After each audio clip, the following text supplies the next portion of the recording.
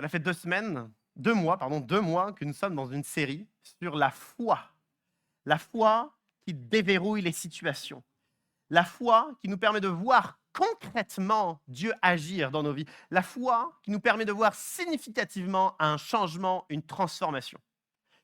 Et je mets le mot concret, et c'est le but de cette série de parler de concret, parce que la foi n'est pas simplement un concept invisible, discret, caché, silencieux au fond de nous. La foi, c'est plus que ça. La foi est censée porter du fruit. Nous sommes censés, par la foi, voir des changements significatifs dans nos vies face au fardeau que nous portons dans nos familles. Nous sommes censés voir des changements concrets dans les forces qui sont renouvelées, dans les pressions professionnelles. Il est censé avoir des choses bien concrètes qui se passent. Et je me souviens, depuis 2000 ans, il y a 2000 ans, alors que l'Église primitive était en train de naître, tous les actes des apôtres et les lettres de Paul nous montrent que l'Église témoignait. Mais ils témoignaient de quoi? Ils témoignaient de ce que Dieu faisait dans leur vie.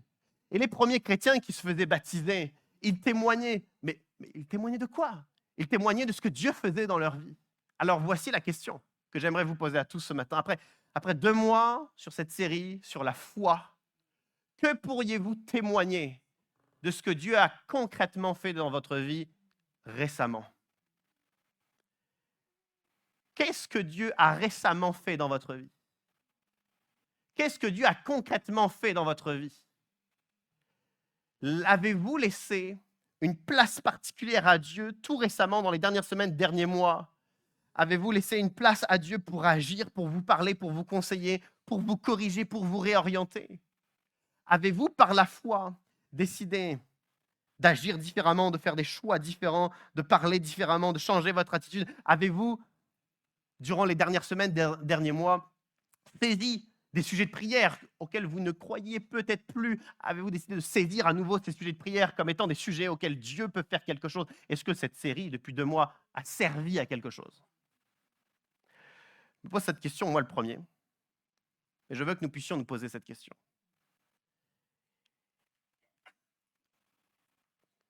Ça ne me déplaît pas de provoquer quelquefois, et donc ça ne me déplairait pas de dire: s'est-il passé quelque chose dans nos vies depuis 2 mois? Mais je ne peux pas dire ça. Je ne peux pas nous provoquer parce que depuis 2 mois, j'ai eu le plaisir d'entendre tellement de personnes qui, grâce à cette thématique, grâce aux prédications, grâce à la parole de Dieu, ils ont justement décidé de laisser plus de place à Dieu dans leur vie. J'ai entendu tout récemment une personne qui disait: je, je refusais de traiter ce sujet qui pourtant est traumatisant depuis 15 ans dans ma vie, mais j'ai enfin décidé d'accepter que Dieu mette le doigt dessus.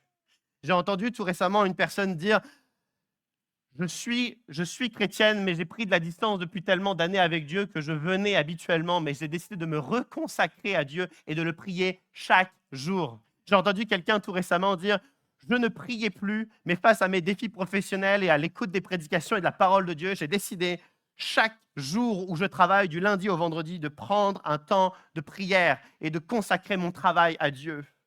La semaine dernière, lors de la prédication, il y a eu des moments d'engagement dans la foi. Il y a eu des moments de sincérité dans la foi.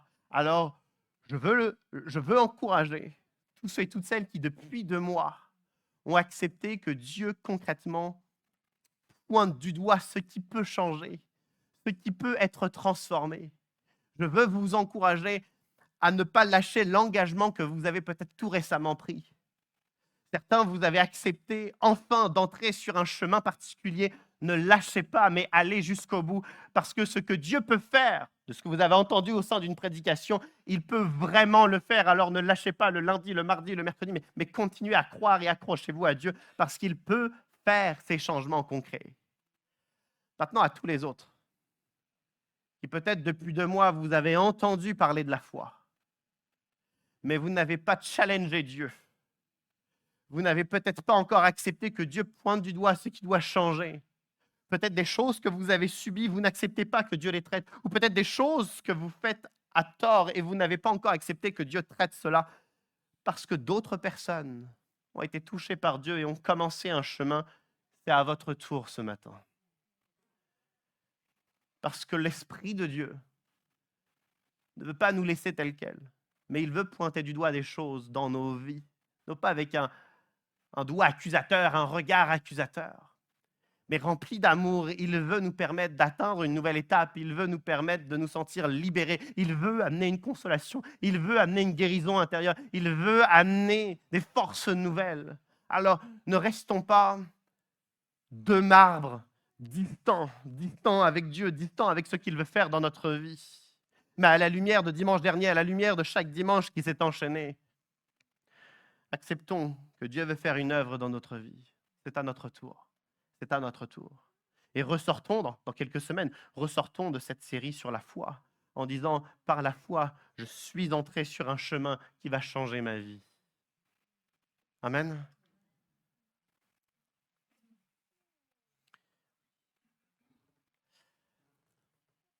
Cela fait 48 heures que j'ai un dilemme. J'en ai discuté avec Joséphine et puis je me suis dit qu'on allait aller quand même dans ce dilemme. J'ai quelque chose à cœur à partager.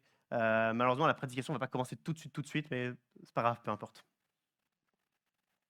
Pastoralement, j'ai quelque chose à propos de la foi, sur cette série sur la foi. Pastoralement, j'ai quelque chose à partager à propos de la foi. Il y a un peu plus d'un an, au mois d'août, il y a un an, à partir de ce mois d'août-là, l'Église a été régulièrement pleine, voire même, j'ose dire, saturée. Il y a même quelques dimanches, on avait rajouté des chaises au milieu, et ça a duré 4, 5, 6 mois à peu près. Et, euh, et le conseil d'administration, se rassemblant de temps en temps, lorsqu'à un moment donné, le conseil d'administration s'est rassemblé, on a parlé de ça. Ensemble, on n'a pas pris de décision, mais on a constaté. D'ailleurs, on prend note. On prend note que durant plusieurs mois, l'Église était pleine et c'est notre rôle en tant que conseil d'administration d'être vigilant de ce genre de choses. Et on s'est dit, si ça continue, on sera plus capable d'accueillir. Et si on n'est plus capable d'accueillir, on ne peut pas faire notre mission. Et si on ne peut pas faire notre mission, nous ne sommes alors pas l'Église. Mais si nous sommes l'Église, nous faisons notre mission. Et si nous faisons notre mission, nous devons accueillir. Alors, le conseil d'administration, c'était sur l'avant-dernier compte rendu, quelque chose comme ça. On a pris note que quelquefois l'église était pleine et on devait être vigilant. Ni plus ni moins, on devait être vigilant. Et puis finalement, les mois se sont suivis et l'église est redevenue à la norme en termes de fréquentation. Pas un problème, mais l'église est redevenue à la norme. Mais depuis 6 mois, j'ai une pensée que je souhaite partager. Je me dis qu'un jour, peut-être dans 6 mois, ou dans 1 an, ou dans 1 an et demi, ou dans 2 ans, ou dans 3 ans, j'en sais rien. Un jour, un dimanche matin, le conseil d'administration va venir sur l'estrade. Le conseil d'administration va dire, bon, vous l'avez peut-être vu dans X comptes rendus qui ont été affichés, on est vigilant, etc. Et puis un jour, le conseil d'administration va dire, on n'est plus capable d'accueillir. Et donc, faut qu'on trouve des solutions sur comment accueillir. Va falloir qu'on lance tous ensemble en Église une réflexion sur l'avenir. Alors, le conseil d'administration va mandater l'Église pour prier pour ce sujet, pour discuter de ce sujet, à savoir, est-ce qu'on déménage, est-ce qu'on va à un deuxième culte, est-ce qu'on agrandit, sur toutes ces questions. Et j'imagine qu'on va être surpris à ce moment-là. J'imagine que toute l'Assemblée, on va être surpris. J'imagine qu'il va y avoir diverses réactions. J'imagine qu'il y aura peut-être des réactions qui vont être des réactions de foi, et peut-être diverses autres réactions. Et moi, je pense à ce moment où Dieu, alors que Dieu conduit l'Église depuis 31 ans, Dieu conduit l'Église. En 93, associativement, administrativement, l'association a été créée. Donc depuis 31 ans, l'Église existe depuis 31 ans. Dieu conduit l'Église en 31 ans. Il y en a eu des transitions, il y en a eu des étapes de franchie. L'Église a commencé dans une maison, dans la maison de Céline, ensuite rue de Buffon, ensuite rue Achille Flaubert, ensuite ici. Il y en a eu toutes sortes de transitions parce que Dieu a guidé. Et j'ai cette réflexion depuis 6 mois. Un jour, Dieu nous amènera à l'étape supplémentaire, à la prochaine étape. Et à ce moment-là, je me dis, lorsque le conseil d'administration va annoncer l'étincelle, juste l'étincelle de cette prochaine étape, serons-nous prêts? Serons-nous prêts? Je dis ça sans aucune annonce concrète. Hein, je veux dire, le conseil d'administration ne vous annonce rien. Là, mais je réfléchis. Alors que nous sommes dans cette série sur la foi, sommes-nous prêts à la prochaine étape de Dieu pour notre Église? Quelle qu'elle soit, quelle qu'elle soit. J'ai donné cet exemple d'impossibilité d'accueillir. Sommes-nous prêts? Et puis lorsque je prie, j'ai cette conviction que la prochaine étape, ça n'arrivera pas dans 15 ans. Ça n'arrivera pas dans 10 ans. Ça n'arrivera pas dans 5 ans. Ça arrivera dans un paquet de mois ou dans les prochaines années à venir. C'est ma conviction, c'est juste très personnel, c'est ma conviction. Si la prochaine étape de l'Église arrive dans les prochaines années, je me demande si moi-même je suis prêt. Je me demande si nous sommes prêts. Peut-être que les responsables eux-mêmes se demandent s'ils sont prêts. Peut-être que chacun, on peut se demander, sommes-nous prêts? Alors que nous sommes dans cette série sur la foi, j'ai eu la conviction depuis quelques jours de dire cela, dans le but que tous, nous puissions percevoir que notre foi ne doit pas simplement être concernant notre vie individuelle, mais aussi sur l'Église. À un moment donné, Dieu permettra, par des bénédictions, par des appels au ministère, par des directions, Dieu permettra que l'Église entre dans une nouvelle étape. Et à ce moment-là, serons-nous prêts? Ce que je me dis depuis 6 mois, c'est que j'ai envie d'être prêt. Et pour cela, je prie. Je prie afin que Dieu m'équipe, que Dieu augmente ma maturité spirituelle, que Dieu envoie tous les soutiens, tous les supports pour qu'à un moment donné, on soit capable. Je prie pour ce qui nous manque afin d'atteindre la prochaine étape, soit en ce moment, aujourd'hui, compensé, résolu. Et j'aimerais inviter notre Église à avoir ce genre de prière dans nos temps de prière personnels et dans notre temps de prière aussi en groupe, en réunion de prière, en groupe de maison, etc. Que nous puissions prier pour l'Église afin d'être prêts. Ma conviction, c'est que cette prochaine étape n'arrivera pas dans 15 ans ou dans 10 ans parce que ce matin, comme je vous disais tout à l'heure, avec Stéphanie, je disais, bon, on ne va pas être nombreux parce que c'est les vacances. Il y a plein de personnes qui sont absentes. C'est vrai, il y a plein de personnes qui sont absentes. Mais il y a 15 chaises libres. 15 chaises, c'est 5 foyers, 5 familles. En sachant qu'il y a plein d'absents, je me suis dit, mais en fait, à tout moment, si Dieu nous bénit en nous envoyant 2 ou 3 familles supplémentaires, ce sera difficile pour nous d'accueillir encore. C'est pour ça que je crois que ce ne sera pas dans 10 ans. C'est pourquoi j'ai eu la conviction, dans les derniers jours, de nous encourager, puisque nous sommes dans une série sur la foi, à commencer à prier pour que Dieu nous change, nous prépare, nous permette de gagner en maturité, vienne reboucher les trous, les failles qu'il y a peut-être encore dans l'Église, afin d'être prêt à cette prochaine étape. À nouveau, j'annonce rien du tout. Il n'y a rien de concret dans ce que je dis. C'est juste une demande de prière. Prions pour cela. Parce qu'un jour, le conseil d'administration viendra et dira, il va falloir qu'on commence à réfléchir à la prochaine étape. Et à ce moment-là, spirituellement, je veux être prêt. Nous devons être prêts. Je sais que certains, c'est déjà vos prières depuis tellement longtemps. Que ça puisse être encore plus nos prières. Que ça puisse être encore plus, peut-être, notre projet dans la prière. Amen.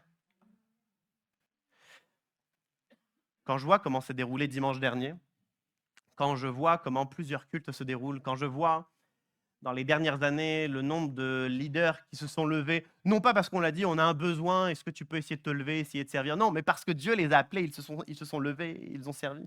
Quand je vois le nombre de personnes qui, par la foi, s'accrochent à Dieu, quand je vois le nombre de personnes qui sont bénies par les activités, les services de l'Église, quand je vois les moments de ferveur tout spécifique qu'il y a dans la réunion de prière, lorsque je vois tous ces éléments, lorsque je vois la ferveur au sein de la semaine de jeûne et prière, lorsque je vois tout ça, je ne nous vois pas nous, je vois que Dieu prépare quelque chose. Je ne sais pas encore ce que c'est, je ne sais pas ça ressemble à quoi, mais je sens notre Église au bord d'un seuil, prêt à franchir une porte. Pour l'instant, on est de l'autre côté de la porte, on est de l'autre côté du seuil, mais on est au bord de ce seuil. Alors prions pour être prêts. Le jour où, dans le timing de Dieu, on devra franchir ce seuil, prions pour que tout ce qui nous manque puisse aujourd'hui être traité, pour tout ce qui nous manque puisse aujourd'hui être comblé. Ma déception serait que Dieu nous ouvre la porte à un moment donné pour poursuivre et que je ne sois pas prêt ou que certains domaines ou fonctionnements de l'Église ne soient pas prêts. Ce serait terrible. C'est pourquoi, par la foi, nous voulons démontrer notre foi en commençant à peut-être à changer nos vies, à prier pour que les choses aujourd'hui commencent à s'aligner selon le plan de Dieu. J'aimerais prier avant, sur ce sujet, j'aimerais prier avant d'ouvrir la parole ensemble. Notre Père, depuis 31 ans, cette Église t'appartient. Depuis 31 ans, tu as conduit l'Église, tu as fait lever, tu as appelé des couples, des hommes et des femmes à te suivre. Alors, ô Dieu, nous voulons croire qu'aujourd'hui encore, c'est toi qui diriges l'Église, c'est toi qui la conduis. Alors, viens nous préparer, viens toucher nos cœurs, viens nous préparer. Parce qu'à un moment donné, comme tu l'as fait depuis 31 ans, où tu fais traverser l'Église d'étape en étape, à un moment donné, il y aura une nouvelle étape pour l'Église. Et nous ne voulons pas la manquer, mais nous voulons être prêts à faire ta volonté. Nous voulons être prêts à ne pas manquer ta volonté. Alors commence à nous équiper. Forme-nous. Peut-être change certains discours, change certaines habitudes, amène des fonctionnements nouveaux. Merci, ô Dieu, pour l'unité que tu donnes. Merci pour les ministères que tu as fait lever. Merci pour la santé financière de l'Église. Merci pour la ferveur qu'il y a dans la prière. Merci pour la ferveur qu'il y a lors des cultes. Merci pour les moments de sincérité. Ô Dieu, nous croyons que tu prépares quelque chose. Je crois au Saint-Esprit que tu prépares quelque chose. Notre Église n'est pas en dehors de ton plan, mais en plein cœur de ton plan. Alors au Saint-Esprit, parce que je crois que tu prépares quelque chose, viens nous diriger. Et viens nous rendre attentifs à ton plan, à ton volonté. Donne des dons de discernement à plusieurs afin d'être capables, dans les prochains mois, les prochaines années, de discerner ton plan. Enlève tout esprit d'orgueil, tout esprit de précipitation et amène l'unité et le zèle au cœur de l'Église. Merci d'avance, parce que lorsque tu ouvriras la porte pour que nous puissions passer ce seuil et attendre la prochaine étape, à ce moment-là, nous serons prêts parce qu'aujourd'hui et demain et tous les jours, nous faisons cette prière, viens diriger l'Église. Viens diriger l'Église. Alors, c'est dans la vigilance, mais c'est dans le zèle également que je fais cette prière. Et je te remercie d'avance de ce que tu vas faire. Viens diriger l'Église et fais que notre Église puisse continuer à bénir ton royaume, Père. Amen. Amen. Amen. Continuons à prier pour notre Église, parce que nous avons besoin non seulement d'être ces sentinelles qui prient pour l'Église, mais notre Église a besoin de prière. Alors, continuons à prier pour cela, que cette prière puisse résonner non seulement dans nos foyers, mais peut-être dans tous les départements de l'Église. Amen. Il y a quelques semaines, il m'est arrivé dans cette série sur la foi de parler de Moïse, et ce matin encore, je souhaite que nous puissions parler de Moïse. Nous avions découvert non seulement sa famille qui, par la foi, a espéré en Dieu. La destinée de Moïse était la mort, mais par la foi, une autre possibilité. Le plan de Dieu s'est révélé et Moïse a été sauvé. Moïse est devenu adulte et il a eu comme responsabilité de faire sortir son peuple esclave en Égypte, de le faire sortir hors de l'Égypte, de libérer le peuple. Évidemment, le pharaon, roi de l'Égypte, pas du tout d'accord avec cette proposition de libération. Le roi d'Égypte s'est endurci. Mais Dieu, au travers de 10 plaies, 10 miracles, 10 prodiges, a amené la libération du peuple. Le roi Pharaon n'a pu que s'écraser face à la toute-puissance de Dieu. Alors que le peuple est en train d'être libéré, voici ce que le texte nous dit. On va lire la première diapo.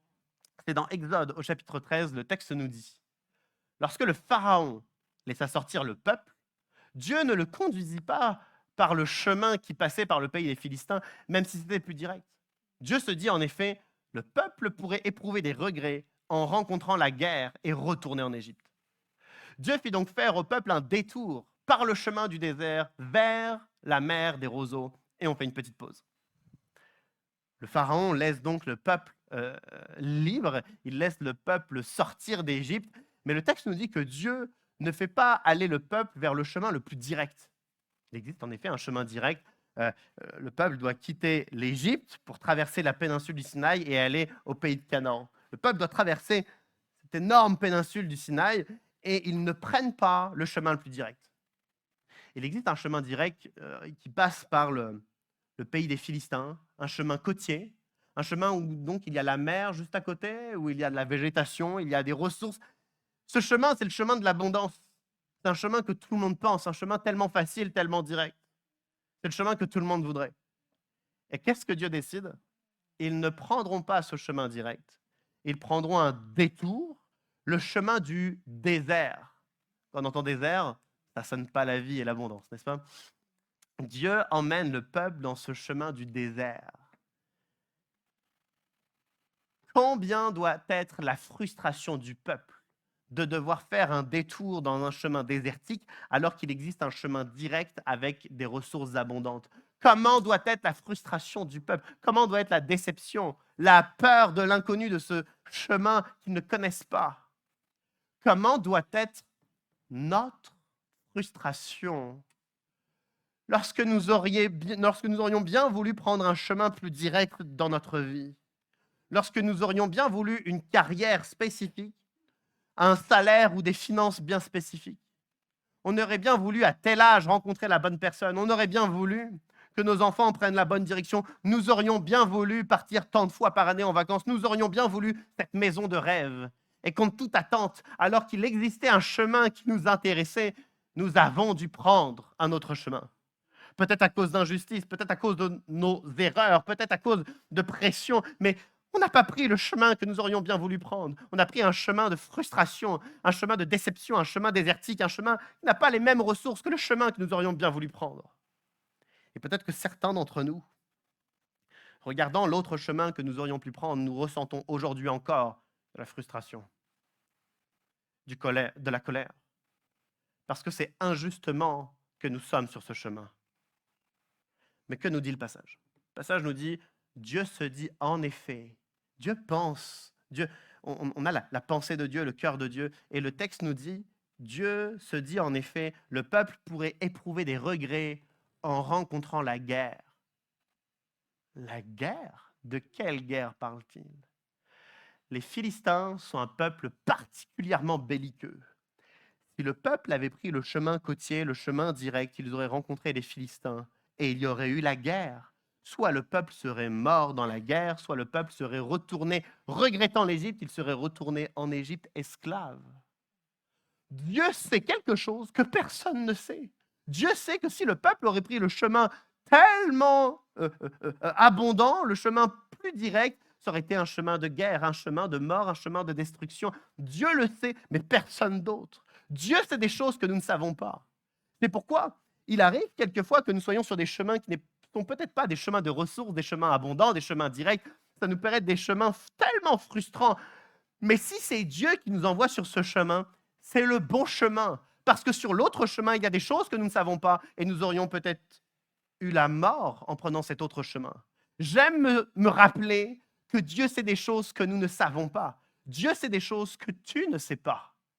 Et ce n'est pas parce qu'on pense que l'autre chemin est mieux que Dieu qui sait tout est d'accord avec nous. Il y a des choses que Dieu sait que nous ne savons pas. C'est pourquoi, si en suivant Dieu, nous avons pris un chemin qui nous paraît frustrant, qui nous paraît injuste, mais si c'est le chemin de Dieu, c'est tout de même le chemin de la vie. Allons plus profondément ensemble. Certains d'entre nous, nous avons pris ce chemin, peut-être chemin désertique, chemin frustrant, chemin injuste, mais nous disons que c'est le chemin de Dieu, alors nous disons que nous l'acceptons, et pourtant, ce qui sort de notre bouche, c'est la même frustration et la même amertume. Il est possible que certains d'entre nous, nous disons à haute voix et nous disons aux autres, on a pardonné notre mari. On a pardonné notre mari de conflits, de problématiques, de passifs. On a pardonné à notre mari. Mais quand on parle à notre mari, ce qui sort de notre bouche, c'est de l'amertume, de la colère.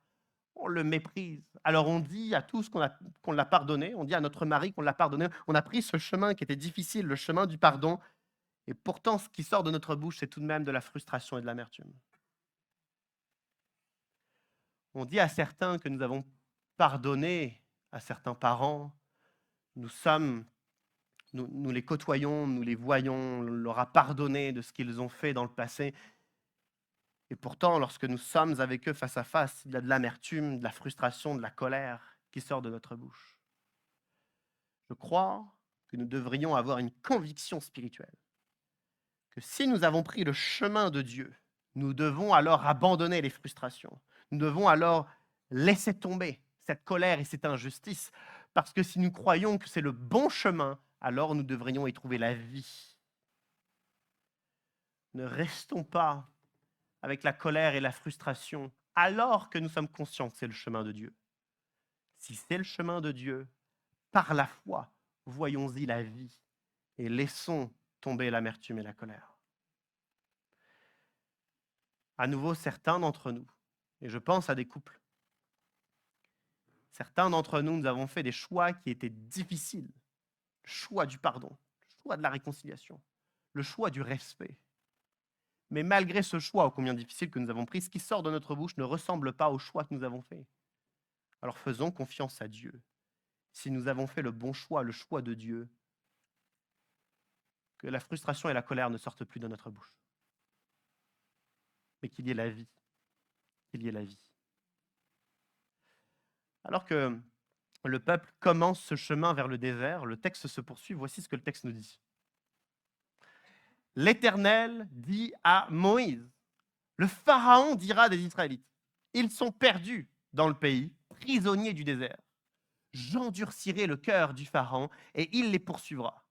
Mais le Pharaon et toute son armée serviront à faire éclater ma gloire et les Égyptiens sauront que je suis l'Éternel. Et tout se passa ainsi.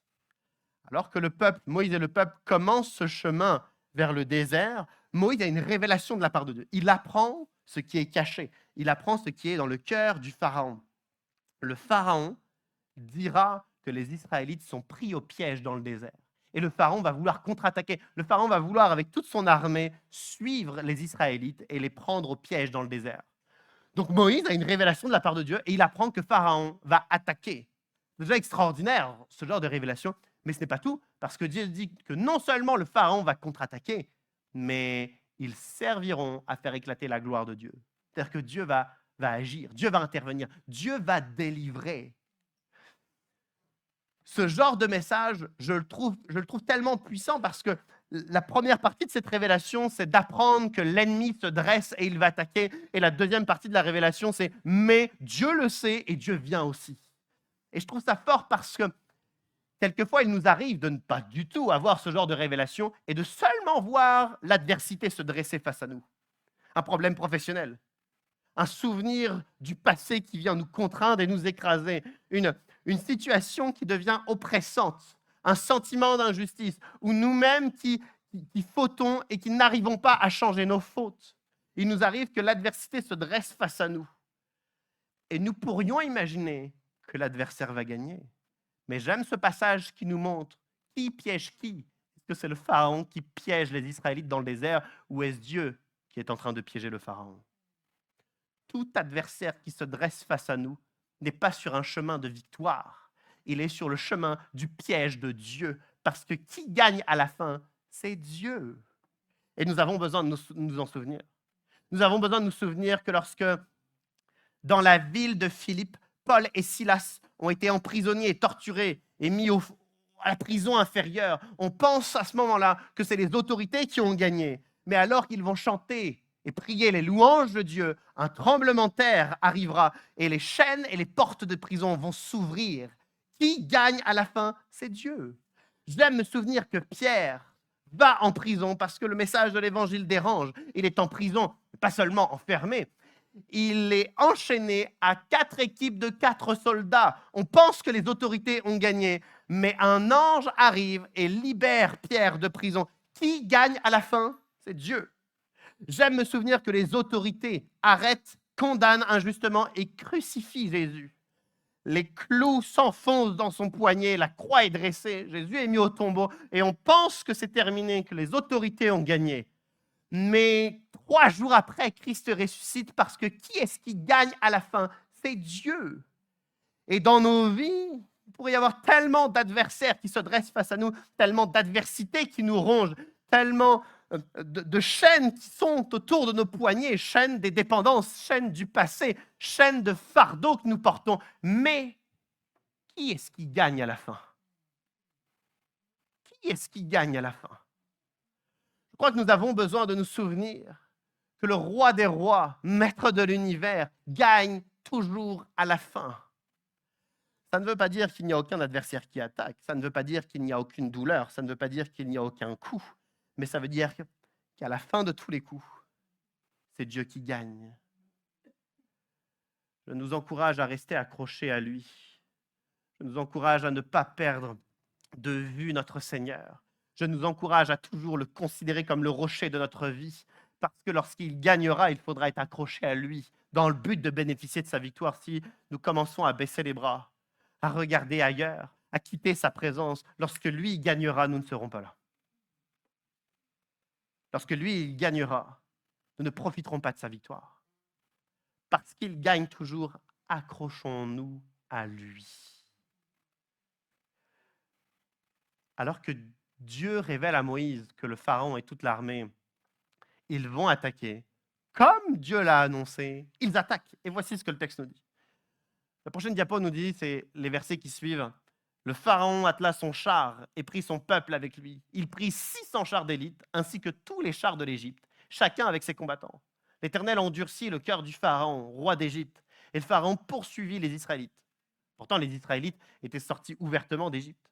Les Égyptiens les poursuivirent et tous les chevaux et les chars du Pharaon, ses cavaliers et son armée les rattrapèrent, alors qu'ils campaient près de la mer vers Pi-Hahiroth, vis-à-vis de Baal-Tséphon. Le Pharaon approchait. Les Israélites levèrent les yeux et virent que les Égyptiens étaient en marche derrière eux. Ils éprouvèrent une grande frayeur et crièrent à l'Éternel. Dieu avertit Moïse et le peuple que Pharaon va attaquer. Et effectivement, Pharaon attaque. Le texte nous dit que Pharaon prend... Est-ce qu'on peut baisser un tout petit peu le micro? J'ai l'impression qu'il a bougé. Est-ce qu'on peut baisser un tout petit peu? Ouais, super, merci. Pharaon attaque. Pharaon prend son char, 600 chars d'élite et tous les chars de l'Égypte. Certains historiens estiment qu'il y a environ 100 000 chars à cette époque, 3 personnes sur les chars, plus tous les cavaliers, plus tous les soldats de l'armée. On est à plusieurs centaines de milliers de personnes qui tombent sur le peuple. Le peuple qui est en marche vers le désert se retourne, lève les yeux et voit l'armée. Le texte nous dit qu'ils éprouvèrent une grande frayeur et crièrent à l'Éternel. Une grande frayeur? Une grande frayeur? Vraiment, tant que ça? C'est vrai que c'est impressionnant, une scène impressionnante. C'est vrai qu'ils peuvent avoir un peu peur, mais il y a quelques heures, peut-être quelques jours, Dieu leur a dit, Pharaon et son armée arrivent. Quelques heures, quelques jours après, Pharaon et son armée arrivent. Est-ce si effrayant que cela, que ce que Dieu a dit se produit? Est-ce si effrayant que ça, que Dieu a dit, l'adversaire arrive, mais ne vous inquiétez pas, je vais vous délivrer? Est-ce si effrayant que ça, que Dieu ait raison, qu'effectivement l'adversaire arrive? On a l'impression que Dieu leur a dit quelque chose il y a quelques heures, quelques jours, l'adversaire arrive, mais je vais vous délivrer. Et que ce que Dieu a dit ne les a pas tant que ça influencés, puisque lorsque l'adversaire arrive justement, comme annoncé, ils éprouvent une grande frayeur. À quoi ça a servi que Dieu parle la première fois s'ils ne sont pas influencés par ce qu'il dit? Quelle aurait été une autre réaction si Dieu n'avait rien dit? Si Dieu n'avait rien dit, ils auraient éprouvé une grande frayeur. Dieu a dit quelque chose, ils éprouvent une grande frayeur. C'est quoi la différence entre Dieu parle et Dieu ne parle pas, si dans les deux cas, ils sont remplis d'une grande frayeur? À quoi ça sert que Dieu parle si lorsqu'il parle, nous ne sommes pas influencés par ce qu'il dit? Je crois que vendredi après-midi, c'est les vacances, vendredi après-midi, Jeanne était en centre de loisirs. Tout se passe bien pour elle, surtout que ça termine la semaine avec le Gulli Park. Je ne sais pas si vous connaissez ce que c'est Gulli Park. Il y a des toboggans, des piscines à boules et des parois d'escalade en mousse. Elle apprécie énormément Gulli Park. Elle y va avec le centre de loisirs à chaque fois. Et vendredi soir, elle sort de Gulli Park. Donc je vais la chercher au centre de loisirs. Et je lui dis, alors, Gulli Park? Et elle me dit, j'ai été à la foire. J'ai dit, t'as été à la foire? Non, t'as été à Gulli Park. Elle fait, oh, Gulli Park, mais j'ai vu la foire. Elle m'explique que Gulli Park était au Dock 76. Donc, elle a vu au loin la roue et toutes les lumières. Elle n'en avait plus rien à faire de Gulli Park. Elle me parlait que de la foire. Alors qu'on rentrait à la maison à pied, elle me dit, est-ce qu'on peut aller à la foire? Et je lui dis, bonne nouvelle. Dans plusieurs jours, avec maman, on va discuter, on va trouver une date et on ira à la foire. Elle est tellement heureuse, ravie, elle s'en réjouit, elle est surexcitée, enfin bref. Arrivé 20-30 minutes après, on est au repas. Joséphine et moi, on accompagne nos enfants pour pouvoir manger. Et Jeanne dit, est-ce que c'est ce soir qu'on va à la foire? On lui dit, bah non, c'est dans quelques jours. On va pas à la foire. Je dis, Jeanne, on t'a prévenu, ça va être dans quelques jours. Pas ce soir, mais dans quelques jours, on va trouver une date. On n'ira pas à la foire. Et on tente de rassurer Jeanne, on tente de lui expliquer que c'est dans quelques jours. Bon, elle finit par comprendre. 20 minutes après, on est dans sa chambre en train de la mettre en pyjama. Elle me dit, est-ce que c'est ce soir qu'on va à la foire? Je dis, Jeanne, t'es en pyjama. On va aller se coucher. Ce n'est pas ce soir, c'est dans plusieurs jours. Elle me dit, ah, c'est mardi? Je dis, non, c'est pas mardi. Si, maman m'a dit que c'était mardi. Joséphine, t'as dit que mardi on allait à la foire? Non. Jeanne, c'est pas mardi qu'on va aller à la foire, c'est dans plusieurs jours. On n'ira pas à la foire, je vous connais, on n'ira pas à la foire. Je dis, si, on va aller à la foire, on a dit, c'est dans quelques jours, on n'ira pas à la foire. C'était tellement long pour pouvoir les rassurer.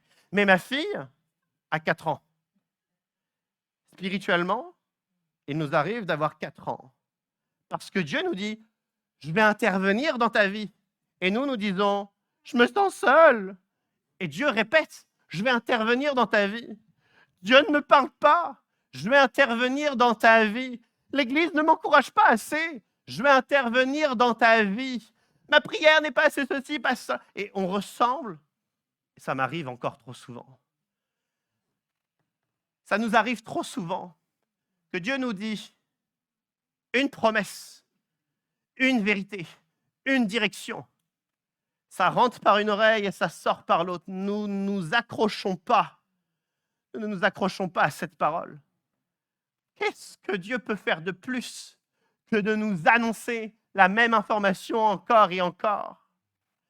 Et certains d'entre nous, Dieu a beau nous répéter sa promesse encore et encore, nous sommes comme le peuple qui voit l'armée. Nous sommes remplis d'une grande frayeur. Nous sommes comme ma fille qui pleure plusieurs fois dans la journée. Et certains d'entre nous, on a cette grande frayeur. Certains d'entre nous, nous cessons de pleurer. Et pourtant, Dieu a déjà donné sa réponse. Dieu a déjà expliqué sa promesse, ce qu'il allait faire. C'est juste pas selon notre timing, c'est juste pas comme on imagine.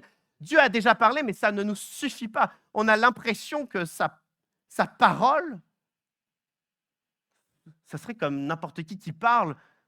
C'est la parole de Dieu. Lorsque Dieu dit quelque chose, nous devrions alors nous accrocher. Moi, j'admire certaines personnes. Dieu a dit quelque chose il y a 10 ans ou il y a 20 ans. Ils s'accrochent encore à cette promesse. Certains d'entre nous, on écoute 15 prédications dans la semaine. On entend une centaine de paroles diverses et variées. On n'en attrape aucune au passage. On n'en prend aucune au fond de nous-mêmes. On ne traite rien de ce que Dieu a déposé en nous parce qu'on entend tellement de choses. On a l'impression que la parole de Dieu est la même parole que qui que ce soit. J'aimerais nous dire que si Dieu nous dit quelque chose comme Dieu dit au peuple, je ferai éclater ma gloire, on devrait alors s'y accrocher. De ne pas vaciller, de ne pas changer d'avis, de ne pas écouter qui que ce soit d'autre, mais de rester sur la parole qui vient de nous donner. Et le lendemain, on se rappelle cette parole, et le surlendemain, on se rappelle cette parole, et semaine après semaine, on se rappelle cette parole. Et lorsque le diagnostic médical est différent, on se rappelle cette parole. Et lorsque nos enfants prennent un autre chemin, on se rappelle cette parole. Et lorsqu'il y a des mauvaises nouvelles, on se rappelle cette parole. Et lorsqu'il y a une pandémie mondiale, on se rappelle cette parole. Et lorsqu'il y a des hauts et des bas de notre vie, on se rappelle cette parole. La parole de Dieu n'est pas à entendre et finalement à mépriser, à on entend et on rejette, mais on entend et on garde. Sinon que Dieu parle ou que Dieu ne parle pas, ça ne change rien. Alors pourquoi Dieu parlerait la prochaine fois si la première fois qu'il avait parlé, on a sous-estimé, négligé ce qu'il nous a dit?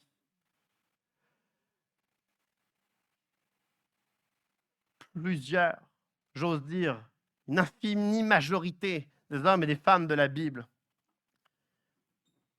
ont entendu une parole et ont attendu qu'elle s'accomplisse. Ils n'ont pas fait autre chose en attendant qu'il y ait 36 autres paroles. Ils ont attendu que cette parole s'accomplisse. Je crois que nous entendons des paroles, mais nous ne les chérissons pas.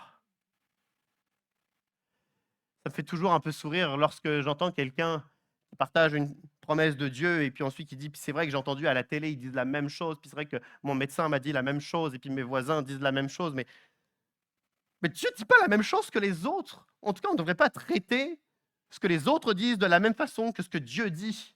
Parce que mes voisins peuvent me dire quelque chose que, sans irrespect pour eux, j'oublie 5 minutes après, mais ce que Dieu dit, on devrait l'écrire, on devrait le noter, on devrait le mémoriser, on devrait s'en alimenter jour après jour parce que c'est censé être notre direction, notre cap. Ce serait notre source de vie. Et d'ailleurs, prenons-en conscience, alors que le peuple a une grande frayeur et qu'il crie à l'Éternel, qu'est-ce que va faire Dieu? Quand on regarde quelques versets plus tard, est-ce qu'on peut mettre la diapo d'après? On passe tout de suite à la celle d'après. L'Éternel dit à Moïse, pourquoi ces cris? Pourquoi ces cris? Dis aux Israélites de se remettre en marche.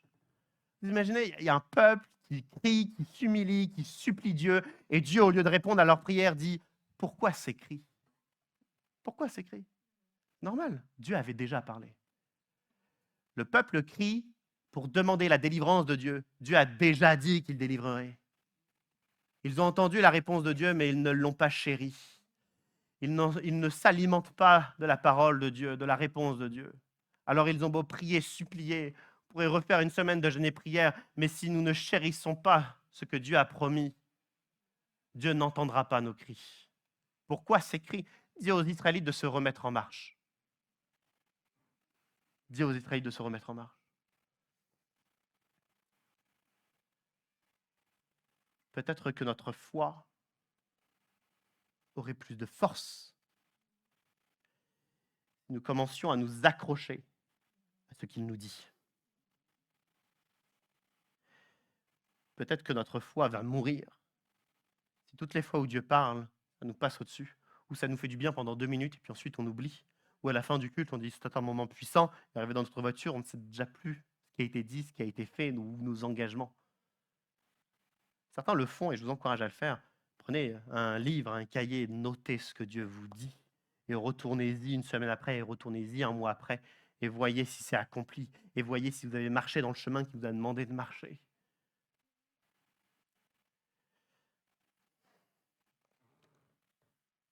J'ai l'impression qu'une image maladroite de Dieu pourrait me montrer que Dieu est quelquefois tellement gentil, tellement doux, qu'il va prendre soin de nous, trop prendre soin de nous, ou être trop gentil, ou nous rappeler 10 000 fois ce qu'il a promis. Il nous rappelle encore et encore sa parole. Et c'est vrai que Dieu, si souvent, parce que c'est un Père céleste, il nous rappelle les choses. Il peut nous rappeler 2 fois, 5 fois, 10 fois, mais à un moment donné, il arrive que Dieu ne répète pas une 11e fois. Il nous dit, pourquoi ces cris? Dis aux Israélites de se remettre en marche. Que les Israélites restent sur la dernière parole, sur le dernier message, sur la dernière direction.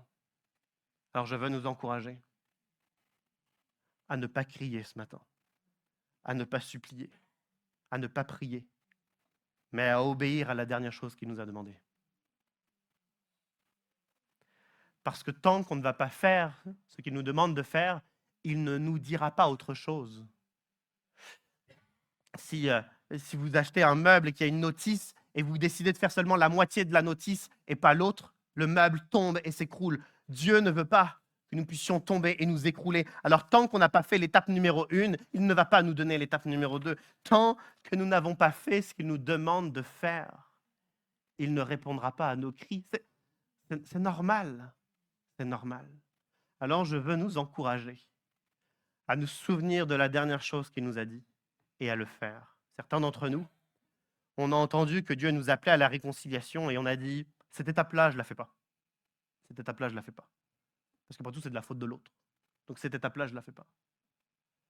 Certains d'entre nous, Dieu nous a dit de mettre fin à certaines sources de tentation et on a dit, cette étape-là, je ne la fais pas non plus. Je ne la fais pas.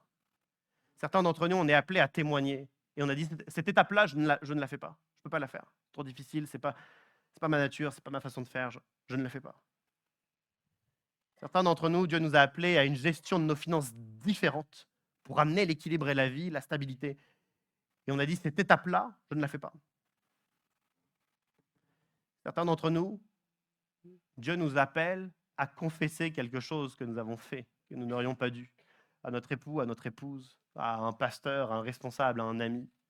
Mais nous avons dit, cette étape-là, je ne la fais pas non plus. Mais tant que nous ne faisons pas ce que Dieu nous a dit de faire, il ne répondra pas à nos cris.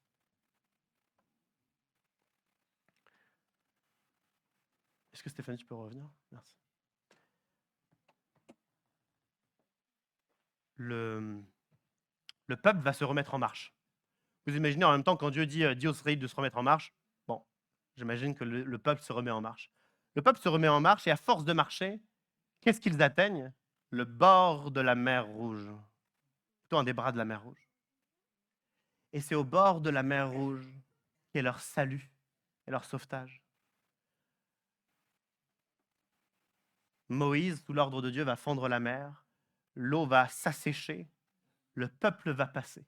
L'armée va tenter de passer, mais l'eau va revenir en un souffle et les Égyptiens vont périr à cause de l'eau. Le peuple est sauvé parce que le peuple s'est remis en marche, parce que le peuple a fait ce que Dieu leur avait dit de faire. Certains d'entre nous, nous ne sommes pas sauvés de notre situation. Nous ne sommes pas délivrés, nous ne sommes pas guéris, nous ne sommes pas réconciliés. Nous ne sentons pas l'amour de Dieu en nous prendre toute la place. Et nous crions, et nous supplions, et nous jeûnons.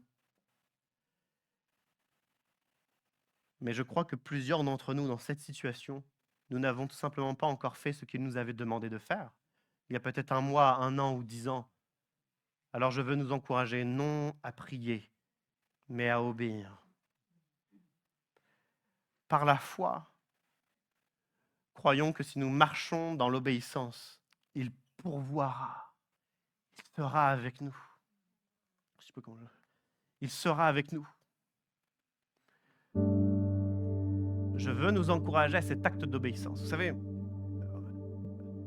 en ce moment, je lis un livre depuis quelques semaines de Charles Finet. Charles Finet n'est pas un homme tout jeune.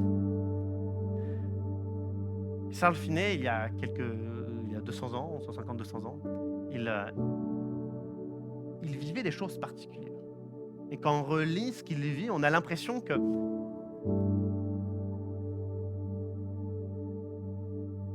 la différence entre son époque et ce que lui, il vivait et la nôtre, c'est que si Charles Finet est un pasteur ou une conviction de l'Esprit de Dieu ou une personne à la lecture de la Bible, si quelqu'un comprenait que Dieu lui disait d'aller à droite, la personne disait « je vais donc à droite faire ce que Dieu me demande de faire ».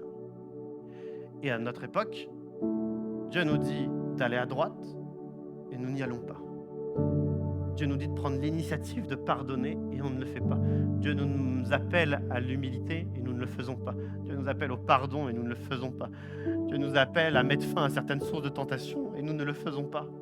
Dieu nous appelle à marcher dans l'intégrité et nous ne le faisons pas. Dieu nous appelle à marcher dans la vérité et nous ne le faisons pas. Dieu nous appelle à nous réunir en famille pour prier ensemble et nous ne le faisons pas. Alors pourquoi répondrait-il à nos cris alors que lui, il nous appelle déjà à faire des choses que nous ne faisons pas? Et si nous commencions à faire ce qu'il nous demande de faire? Peut-être que par la foi, il y a des mers entières qui vont s'ouvrir devant nous pour nous mettre à l'abri. Peut-être qu'il y aura des libérations de prison, peut-être qu'il y aura des résurrections, peut-être qu'il y aura des restaurations au moment où on fera ce qu'il nous demande de faire. Alors je veux nous encourager à ne plus accepter cette vie chrétienne où on est censé recevoir, on entend de la louange, on entend des prédications, on entend que nous sommes de bons chrétiens, mais il est temps que notre vie chrétienne soit de donner notre vie, donner notre pardon, donner notre amour, offrir notre intégrité à Christ. C'est peut-être ça la vraie vie chrétienne que nous ne vivons pas encore. C'est peut-être pour ça qu'il y a encore la mer Rouge qui ne s'ouvre pas face à nous.